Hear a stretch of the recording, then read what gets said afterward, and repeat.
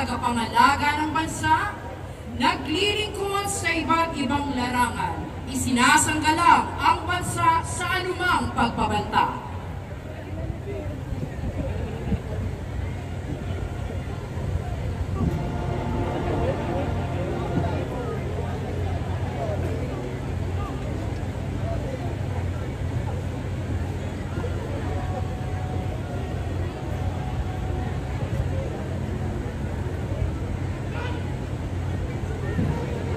Bumubungad po ang parada na kinabibilangan ng ating mga kawal Pilipino, ang mga kasapi ng ating Sandatahang Lakas sa pamumuno ng komandante ng Sandatahang Lakas at ang kanyang kalupunan.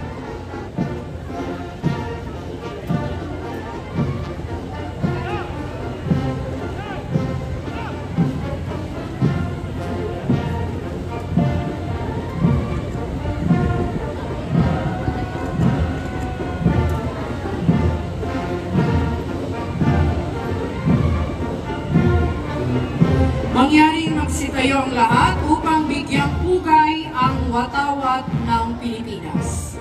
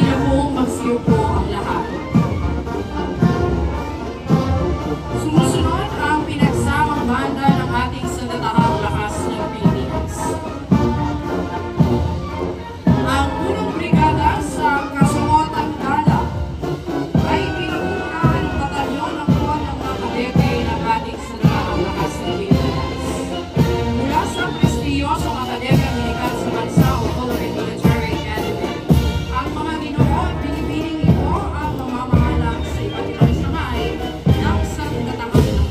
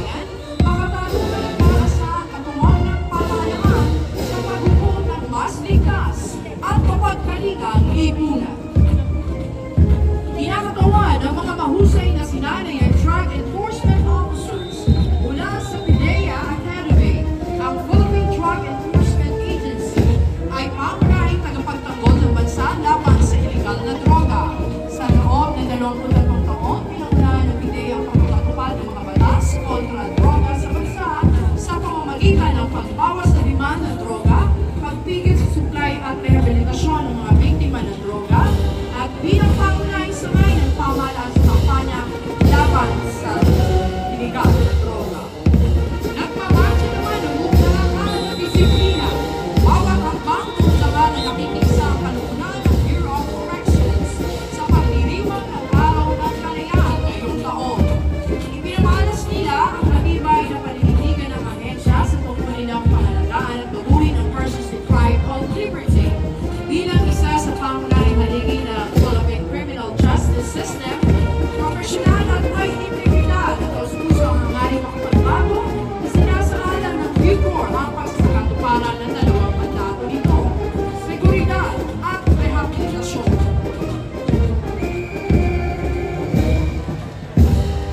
Sa ating kalangitan, mga kababayan, nakikita niyo ang mga sasakyang pagkakawid ng ating sandatahang lakas at ibigay kulay sa mahalagang araw na ito.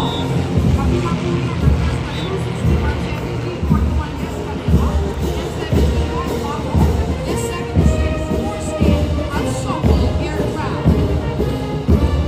narito naman po mga sasakyan gamit patigma at pang-humanitarian assistance and disaster response operations.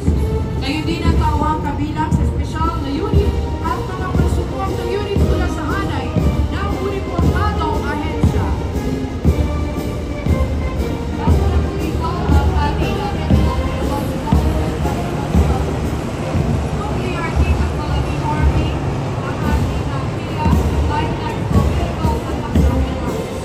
Nasa iyo pa rin harapan ang search and rescue team mula po sa hanay ng ating bukbong-kanihan ng Pilipinas. Sumusunod po ang ating EBCORT personnel carrier V300 at ang car support vehicle V300 mula po sa Philippine Navy Marines. Nasa inyo ay naman ang Saga Lifeline mula po sa ating Philippine Army.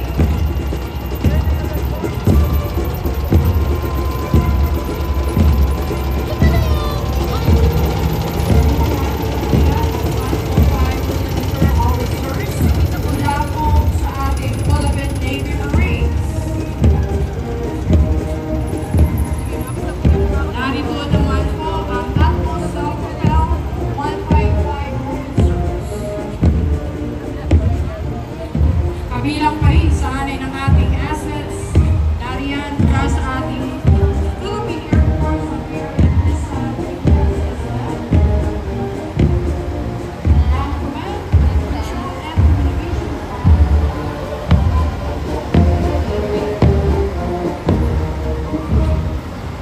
ang Regional Hall Inflatable Boat mula po sa Asian Hall. Rescue missions. Kahanin naman po ng ating pambansang pulisya ng Pilipinas, mga kababayan, ang Highway Patrol Group Motorcycles, ang Explosive Ordnance and Disposal, gayon din po ang K9, CBRNT mula po sa ating Philippine National Police, at SWAT.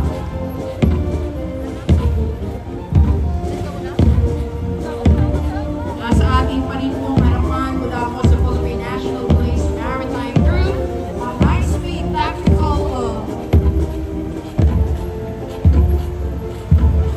watercraft. Sumusunod po ang PNP Forensic Group mula po sa Soto. Nariyan din po ang PNP Mobile Clinic. And of course, patrol car ng PNP.